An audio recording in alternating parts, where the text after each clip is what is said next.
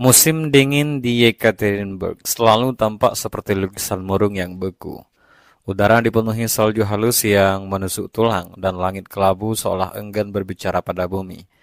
Di sudut kota itulah Dmitri Ivanov duduk termenung di dalam apartemen kecilnya, menatap kosong ke jendela berembun.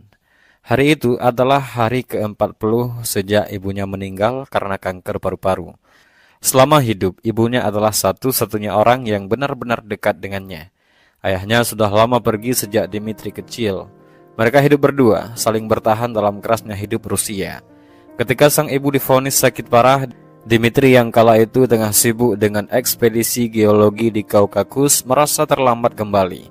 Ia masih sempat menjaganya beberapa minggu. Namun tubuh sang ibu melemah dengan cepat. Saat Dmitri menggenggam tangan ibunya yang dingin untuk terakhir kali, ia merasa sebuah lubang hitam terbuka di dalam dirinya. Ia tidak menangis di depan siapapun, bukan karena kuat, tetapi karena ia tidak tahu bagaimana caranya. Setelah pemakaman, ia kembali ke apartemen yang kini sepi. Dindingnya memantulkan keheningan yang menyakitkan. Ia mencoba menulis jurnal seperti biasa, menonton video lama, bahkan pergi ke bar bersama teman-teman lamanya. Tapi semua itu terasa kosong. Pada suatu malam, Dmitri membuka laptopnya dan tanpa pikir mengerti tempat paling jauh dan tenang di dunia.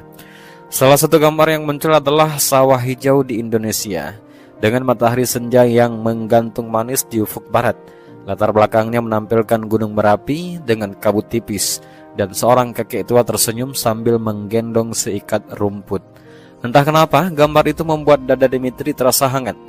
Mungkin karena di balik wajah sang kakek ada sesuatu yang tak ia temukan di negerinya, ketenangan dan keikhlasan. Beberapa hari kemudian, tanpa banyak pertimbangan, Dmitri membeli tiket ke Indonesia. Ia tidak memberitahu banyak orang, ia hanya menulis catatan kecil dan menempelkannya di kulkas. Aku pergi sebentar untuk mencari alasan hidup, jangan cari aku. Saat pesawat mendarat di Yogyakarta, langit sedang mendung. Udara lembab menyambutnya, bercampur aroma tanah yang khas. Ia terdiam sejenak di pintu keluar bandara, melihat orang-orang lokal menjemput keluarga mereka dengan pelukan dan senyuman hangat. Tak ada es di jalanan, tak ada wajah beku, semua tampak hidup. Dmitri memesan ojek online dan motor membawanya menyusuri jalan-jalan kecil yang sempit namun penuh warna. Ia tiba di sebuah homestay sederhana di daerah pinggiran, milik seorang pria tua bernama Pak Darto. "Selamat datang Mas Dmitri," tanya Pak Darto sambil tertawa kecil, terbata mengucapkan nama asing itu. Dmitri mengangguk dan tersenyum kaku. Ia belum bisa banyak bicara, tapi saat Pak Darto menyodorkan segelas teh hangat dan berkata, "Anggap saja ini rumah sendiri," Dmitri merasa hangat, bukan karena tehnya, tapi karena kalimat itu terdengar tulus. Ia masuk ke kamar yang sederhana, tanpa pendingin ruangan, hanya kipas angin dan selembar sajadah di pojok. Malam itu ia duduk lama di tempat tidur, mendengarkan suara jangkrik dan adzan Isya dari kejauhan. Untuk pertama kali sejak ibunya meninggal, Dmitri memejamkan mata dan tertidur tanpa rasa takut. Ia tak tahu bahwa perjalanannya baru saja dimulai. Bukan perjalanan wisata, bukan ekspedisi ilmiah, tapi perjalanan jiwa menuju sesuatu yang selama ini ia cari namun tak tahu namanya. Pagi pertama Dmitri di Yogyakarta dimulai dengan suara ayam berkokok dan anak-anak berteriak kecil bermain layangan.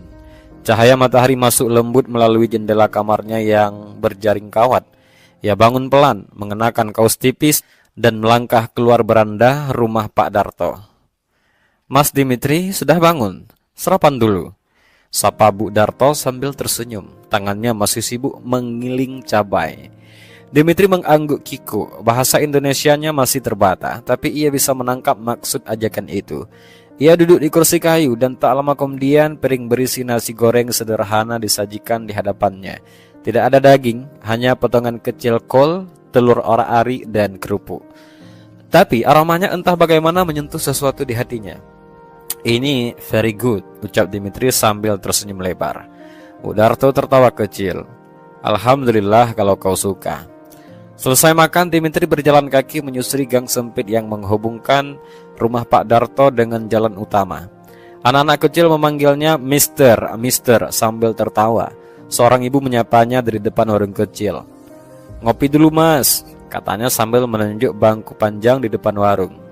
Dimitri yang penasaran duduk. Ia memesan kopi tubruk dan seperti biasa salah sebut jadi kopi terbang, membuat semua orang di warung tertawa ringan. Bukan mengejek, tetapi seperti menyambut seorang kawan lama yang pulang kampung.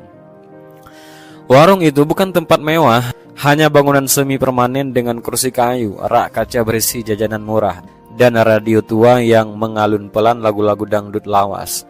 Tapi Dimitri merasa nyaman, seolah semua keributan dunia berhenti di depan pintu warung ini. Ia memperhatikan tukang parkir tua yang sedang ngobrol santai dengan tukang becak, seorang bapak penjual tahu bulat yang mampir sebentar untuk ngopi sambil ngobrol soal harga gas LPG. Semuanya tampak sederhana namun tidak terburu-buru, tidak panik, tidak gelisah. Salah satu pemuda di warung bertanya, "Mas, dari mana?" "Rusia," jawab Dimitri singkat. "Oh alah, jauh. Di sana dingin terus ya?" "Iya, very cold." "Wah, di sini panas, Mas. Tapi hati orang di sini insya Allah adem," sahut ibu warung sambil tersenyum ramah. Dimitri mengangguk pelan. Ia tidak tahu arti insya Allah, tapi hatinya mencatat kata itu sebagai sesuatu yang tenang. Beberapa hari kemudian Dimitri mulai rutin nongkrong di warung itu. Ia belajar sedikit demi sedikit bahasa lokal, belajar menyebut terima kasih dengan benar, dan mulai mengenali wajah-wajah tetap di sana. Mereka tidak pernah menanyakan apa pekerjaannya, berapa uang yang ia bawa, atau kenapa ia ke Indonesia. Mereka hanya menerima dia. Suatu sore, Dimitri pulang membawa sebungkus nasi goreng dari warung yang berbeda. Ia memberikannya kepada Pak Darto sambil berkata, "Saya belajar masak, tapi takut racun." Pak Darto tertawa. "Pelan-pelan, Mas, nanti bisa bikin nasi goreng sendiri." Dimitri tersenyum. Dalam hati ia merasa untuk pertama kalinya dalam hidup, ia tidak merasa jadi orang asing. Di negeri yang panas dan asing, di antara orang-orang yang tak mengenalnya, Dimitri mulai menemukan apa yang selama ini ia cari. Kehangatan, bukan dari matahari, tapi dari manusia. Dan semua itu berawal dari sepiring nasi goreng dan secangkir kopi di warung pinggir jalan. Hari itu matahari memancarkan sinarnya tanpa ampun. Jalanan aspal terasa berkilau, dan angin yang bertiup pun membawa hawa panas. Dimitri meminjam sepeda dari Pak Darto untuk menjelajahi daerah pedesaan di luar kota. Ia ingin melihat sawah-sawah yang dulu hanya ia lihat dari gambar di internet. Ia mengayuh sepeda perlahan melewati hamparan hijau, menyapa petani-petani yang tersenyum sambil mengangkat tangan. Bahkan ada yang sempat berteriak, "Semangat bule!" sambil tertawa. Dimitri hanya bisa membalas dengan senyum lebar dan anggukan canggung. Namun ketika ia mulai menyusuri jalan kecil di pinggir persawahan, ban sepedanya tiba-tiba bocor. Udara keluar dengan suara mendesis pelan dan Dimitri berhenti di bawah pohon jambu. Ia berdiri kebingungan melihat ban yang kempes, sementara tidak ada satupun toko atau bengkel di sekitar. Beberapa menit kemudian seorang pemuda dengan kaos lusuh dan tangan penuh oli lewat dengan motor. Ia memperlambat laju motornya dan berhenti di depan Dimitri. "Kenapa, Mas? Bocor ya?" "Iya, ban rusak," jawab Dimitri dengan bahasa campur-campur berusaha menjelaskan. "Wah, ikut saya. Tambalannya dekat sini. Saya bantu dorong." Dimitri awalnya ragu, tapi melihat wajah pemuda itu yang tulus dan santai, ia mengangguk. Mereka pun berjalan bersama. Dimitri mendorong sepeda dan si pemuda bernama Bayu menemani dengan penuh canda. Tidak butuh waktu lama sampai mereka di sebuah bengkel tambal ban kecil, hanya beratapkan seng dan berdinding kayu seadanya. "Pak D, tambal satu ini, tamu dari Rusia," seru Bayu sambil tersenyum. Seorang lelaki tua keluar dari balik tumbukan ban bekas, menyambut mereka dengan senyum lebar dan tangan yang masih kotor oleh bekas lem ban. "Wah, jauh amat tamunya," katanya sambil bercanda. "Orang bule kok bisa nyasar ke sini?" Dimitri hanya tertawa. Ia tak sepenuhnya paham, tapi ia bisa merasakan keramahan dari nada suara dan gerak tubuh mereka.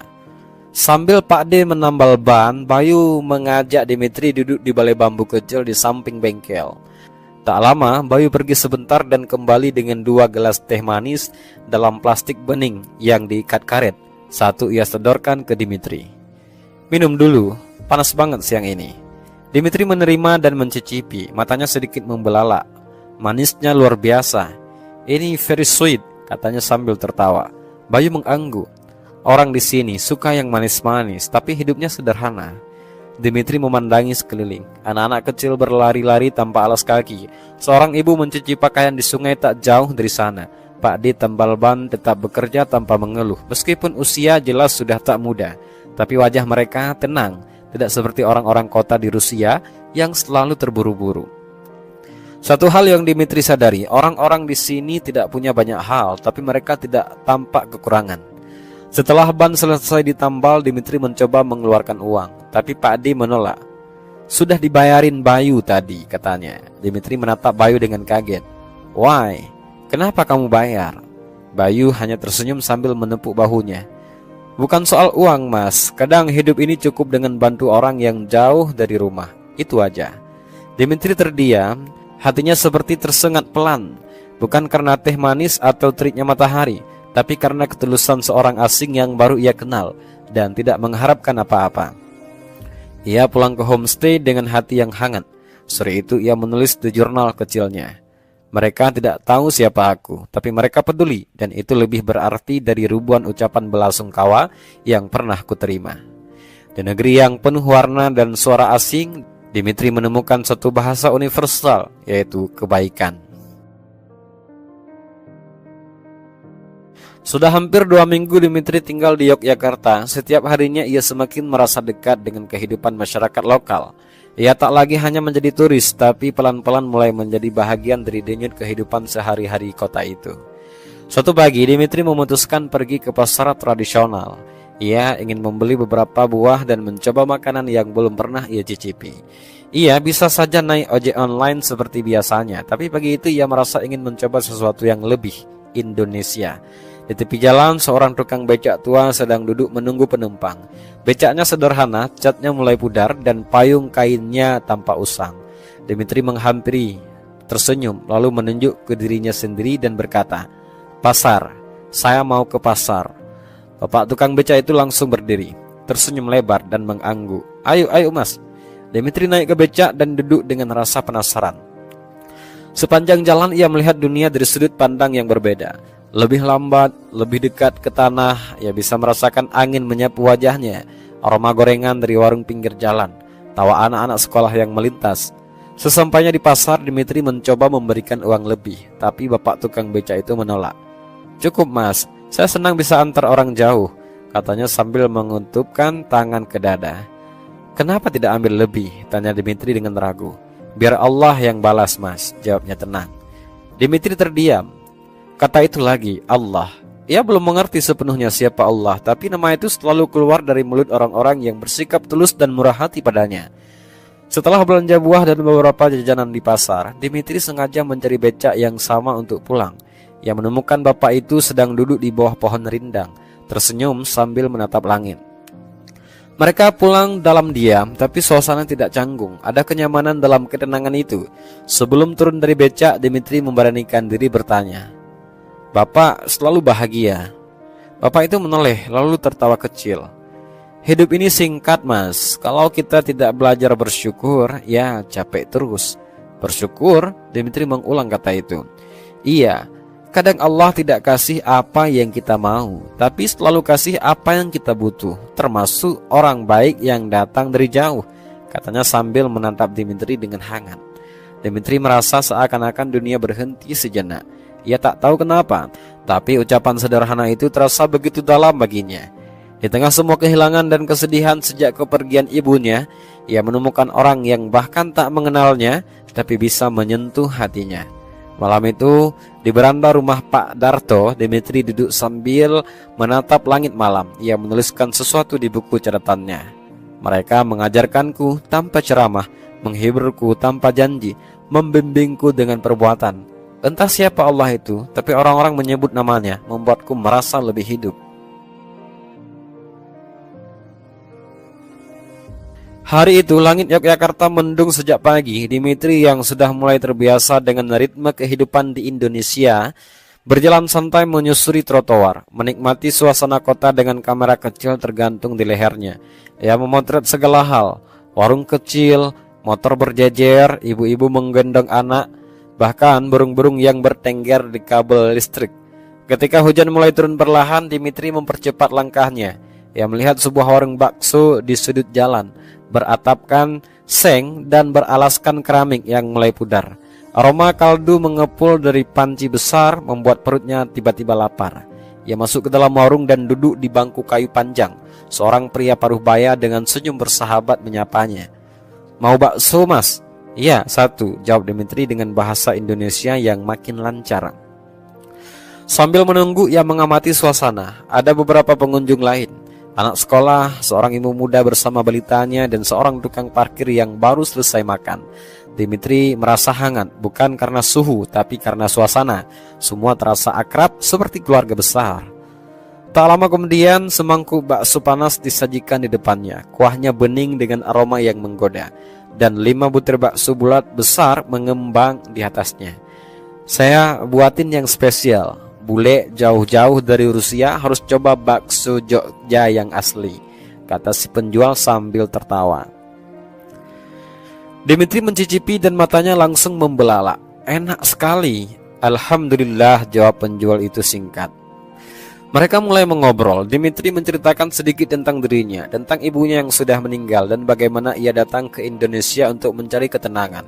Penjual bakso itu mendengarkan dengan penuh perhatian, sesekali mengangguk, sesekali menepuk bahu Dimitri perlahan.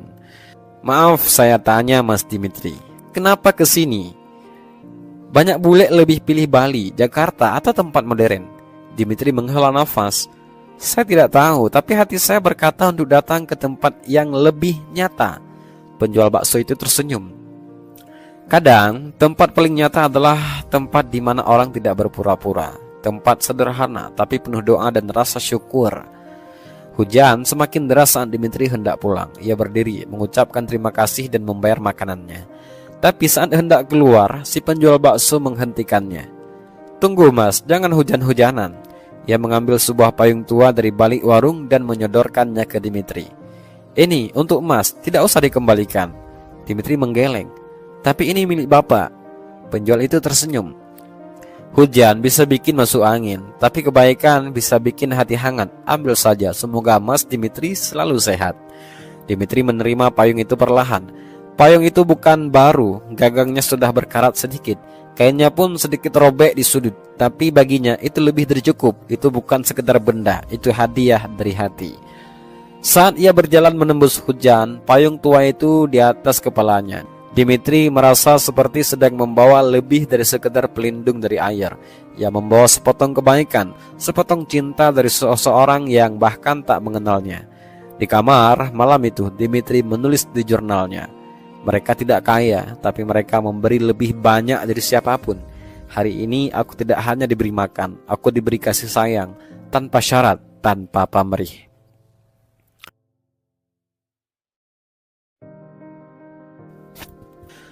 Fajar baru saja menyingsing ketika Dimitri terbangun. Suara adzan subuh dari masjid kecil di ujung gang terdengar lembut di telinganya. Ia belum mengerti arti lantunan itu, tapi baginya suara itu menenangkan. Sejak tinggal di Yogyakarta, azan telah menjadi bahagian dari pagi-paginya. Seperti suara burung, seperti embusan angin. Pagi itu ia memutuskan untuk berjalan kaki ke taman kota yang pernah ia lewati beberapa hari lalu. Ia membawa kameranya, ingin menangkap suasana pagi di Yogyakarta yang masih segar dan belum ramai. Sesampainya di taman, Dimitri duduk di bangku kayu panjang di dekat pohon besar. Di sekelilingnya, sinar matahari mulai mengintip dari balik dedaunan. Ia membidik kamera ke arah langit, lalu ke jalan setapak, lalu ke seorang pria tua yang sedang menyapu daun-daun kering di tepi taman. Pria itu mengenakan rompi oranye dan topi lusuh. Gerakannya lambat tapi teratur. Setiap sapuan sapunya seperti bahagian dari tarian sunyi yang penuh ketekunan. Dimitri merasa ada sesuatu yang istimewa dari pria itu. Bukan hanya karena pekerjaannya, tapi karena ekspresi wajahnya. Tenang, damai, seolah dunia tak pernah memberinya beban. Dimitri menghampirinya perlahan. "Selamat pagi," ucapnya dengan bahasa Indonesia yang masih terbata.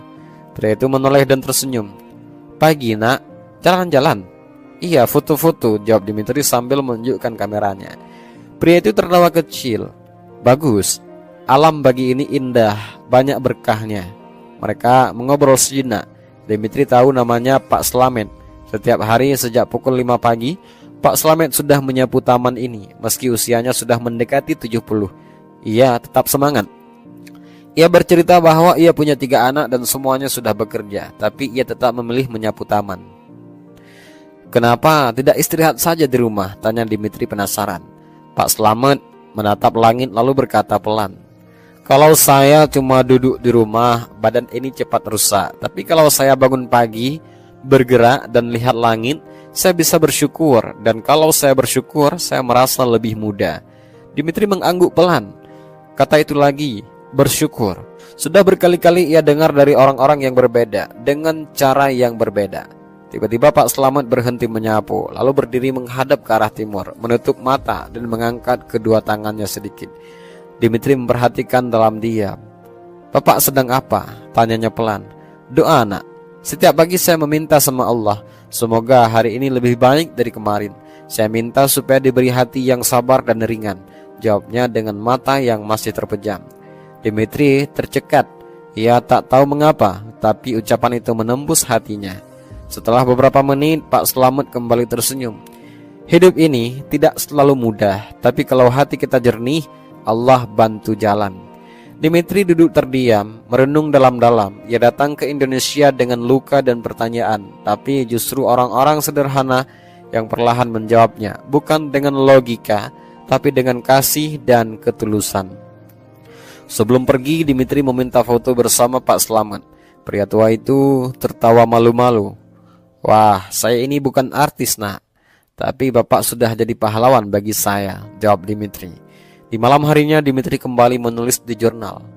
"Mereka tidak mengubah duniaku dengan kata-kata, tapi dengan perbuatan. Hari ini aku belajar bahwa doa yang sederhana bisa menenangkan hati yang paling kacau sekalipun."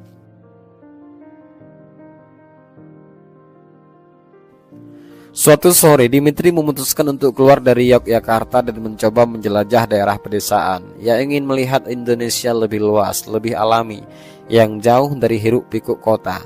Ia mendengar dari pemilik penginapannya tentang sebuah daerah pegunungan yang indah, namun sulit dijangkau dengan kendaraan umum. Tanpa ia pikir panjang, ia pergi ke terminal kecil dan berharap menemukan tumpangan. Di sana, ia bertemu dengan seorang sopir truk bernama Pak Joko. Truknya besar, penuh dengan karung beras dan sayuran. Dimitri mencoba bertanya dengan bahasa Indonesia seadanya. Apakah bisa menumpang sampai ke daerah yang dimaksud? Pak Joko menatapnya dengan heran, lalu tertawa hangat. "Bule kok naik truk?" tanyanya sambil tertawa. Dimitri hanya mengangkat bahu dan tersenyum. "Saya mau lihat Indonesia yang asli." Pak Joko mengangguk. "Naik saja, tapi jalannya jelek, guncang-guncang." "Tidak apa-apa," kata Dimitri sambil naik ke dalam truk. Perjalanan dimulai. Jalanan mulai menanjak dan semakin sempit. Pemandangan sawah, hutan kecil, dan rumah-rumah kayu sederhana membentang di sisi jalan. Dimitri duduk di kursi samping Pak Joko dan mereka pun mulai mengobrol. Pak Joko ternyata sudah menjadi sopir truk selama lebih dari 20 tahun. Ia sering mengantar hasil panen dari desa ke kota dan kembali dengan barang-barang kebutuhan pokok. Ia bercerita sambil tertawa tentang pengalaman terjebak di tengah banjir, pernah diserang kawanan monyet, dan bahkan pernah tersesat di hutan saat jalannya tertutup longsor. Dimitri kagum dengan semangatnya. "Tidak capek, Pak?" Pak Joko menggeleng. "Capek, ya, tapi saya senang. Jalanan ini seperti rumah kedua saya." Dimitri menatap jalan yang berliku di depan. Ia terdiam sejenak lalu berkata, "Saya ke Indonesia karena saya kehilangan ibu saya. Hati saya kosong. Saya tidak tahu harus bagaimana." Pak Joko menoleh sejenak dan mengangguk pelan. "Kehilangan itu memang berat, Mas. Tapi saya percaya Allah selalu punya cara untuk sembuhkan luka." Perkataan itu sederhana tapi menampar hati Dimitri. Ia tak menyangka sopir truk dengan wajah penuh debu dan tangan yang kasar justru mampu menenangkannya lebih dari siapapun. Mereka berhenti di warung kecil di pinggir jalan untuk makan malam. Pak Joko membayarkan makanan untuk Dimitri tanpa banyak bicara. "Tamu saya, tanggung jawab saya," ujarnya singkat. Saat malam mulai gelap, truk mereka sampai di puncak bukit kecil. Dari sana terlihat lampu-lampu desa yang berkelap-kelip seperti bintang. Angin dingin berhembus lembut. Pak Joko mematikan mesin truk dan duduk di atas bak. Dimitri mengikutinya. "Kamu tahu, Mas Dimitri?" kata Pak Joko. "Di hidup ini jangan takut capek, karena kadang capek itu yang membuat kita kuat." Malam itu Dimitri tidak banyak bicara. Ia hanya duduk diam di samping Pak Joko, memandangi lampu-lampu jauh di bawah, dan merasakan sesuatu yang belum pernah ia rasakan selama ini, kelegaan. Di jurnal malamnya, Dimitri menulis, jalanan yang berliku, truk yang tua, dan sopir yang sederhana telah menyembuhkan luka di hatiku, bukan dengan obat, tapi dengan kebijaksanaan yang hanya bisa lahir dari hati yang tulus. Bab 8. Cahaya di masjid kecil. Setelah beberapa minggu tinggal di Yogyakarta, Dimitri merasa hatinya semakin tenang. Perjalanan yang penuh dengan pertemuan sederhana dengan orang-orang yang baik hati perlahan membuka matanya tentang kehidupan yang lebih dalam. Namun ada satu hal yang selalu mengusik pikirannya. Meskipun ia merasa nyaman, meskipun ia merasa diterima di Indonesia, ia masih belum menemukan jawabannya tentang hidup dan kehilangan yang ia rasakan sejak kematian ibunya. Pada suatu sore setelah ia kembali dari perjalanan ke desa, Dimitri berjalan-jalan sendirian di sekitar alun-alun. Ia melihat sebuah masjid kecil yang tampak sangat sederhana, dengan kubahnya yang tidak terlalu tinggi dan pagar bambu yang sudah mulai lapuk. Namun ada sesuatu yang membuatnya tertarik, sesuatu yang membuat ia ingin masuk. Masjid itu terlihat damai, tidak ada keramaian yang biasa ditemukan di masjid besar. Hanya ada beberapa orang yang duduk di luar, berbicara dalam bahasa yang asing bagi Dimitri. Ia masuk dengan hati yang penuh pertanyaan, tanpa tujuan yang jelas. Di dalam masjid, suasananya sangat sepi. Cahaya dari lampu-lampu kecil yang menggantung menciptakan suasana hangat dan lembut. Dimitri duduk di salah satu pojok masjid, menundukkan kepala dan memejamkan mata. Ia merasa seolah-olah dunia ini berhenti sejenak. Tiba-tiba seorang pria muda mendekatinya, wajahnya ramah dan ia mengenakan pakaian putih sederhana. "Mas, ada yang bisa saya bantu?" tanya pria itu dengan suara lembut. Dimitri terkejut, namun ia merasa nyaman. "Saya hanya merasa ingin datang ke sini," jawabnya pelan. "Saya tidak tahu mengapa." Pria itu tersenyum dan duduk di sampingnya. "Ini tempat yang tepat. Kadang hati kita butuh ketenangan, dan masjid ini memberi itu." Dimitri mengangguk, namun hatinya masih dipenuhi pertanyaan yang tak terjawab. "Saya kehilangan ibu saya. Tidak ada tempat lain yang bisa memberi saya jawaban yang saya cari." Pria itu menatapnya dalam-dalam. "Kehilangan memang berat, Mas, tapi di Islam kami diajarkan untuk menerima takdir dengan lapang dada. Kita tidak pernah sendirian. Allah selalu dekat dengan kita." Dimitri merasa kata-kata itu seperti angin yang menenangkan. Ada sesuatu dalam kalimat sederhana itu yang membuatnya merasa lebih ringan. Apakah Islam bisa memberikan kedamaian itu? Tanya Dimitri dengan keraguan. Pria itu tersenyum lembut. "Islam mengajarkan kita untuk berserah kepada Allah dengan penuh keikhlasan, untuk menjalani hidup dengan penuh kesabaran, dan untuk selalu berbuat baik pada sesama. Dalam doa kita menemukan kedamaian, Mas. Dalam berserah kita menemukan kekuatan." Dimitri menatap pria itu dengan mata penuh rasa ingin tahu. "Apa yang membuatmu bisa begitu yakin?" Pria itu tertawa kecil. "Saya dulu seperti Mas juga, kebingungan, mencari jalan. Tapi setelah saya menerima Islam, saya merasa hidup ini lebih berarti. Tidak ada lagi kebingungan yang mengganggu. Ada kedamaian yang datang, meskipun hidup tidak selalu mudah." Dimitri terdiam.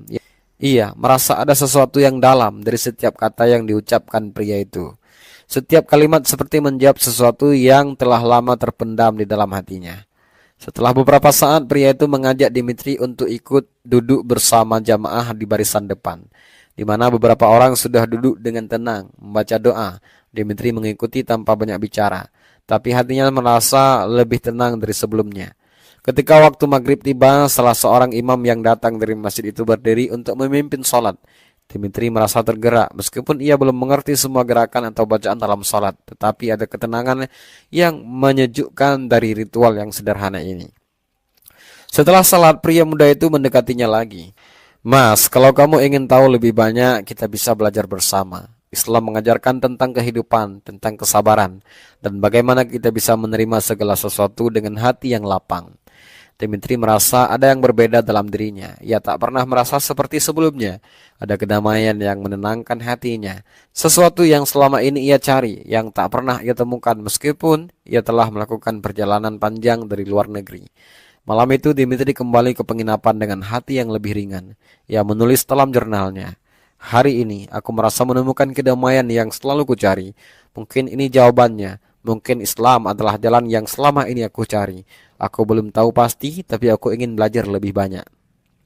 Seiring waktu, Dimitri semakin sering mengunjungi masjid kecil itu. Ia mulai belajar tentang Islam, mengerti lebih dalam tentang doa, tentang ketenangan yang diberikan oleh Allah, dan tentang sabar dalam menghadapi ujian hidup.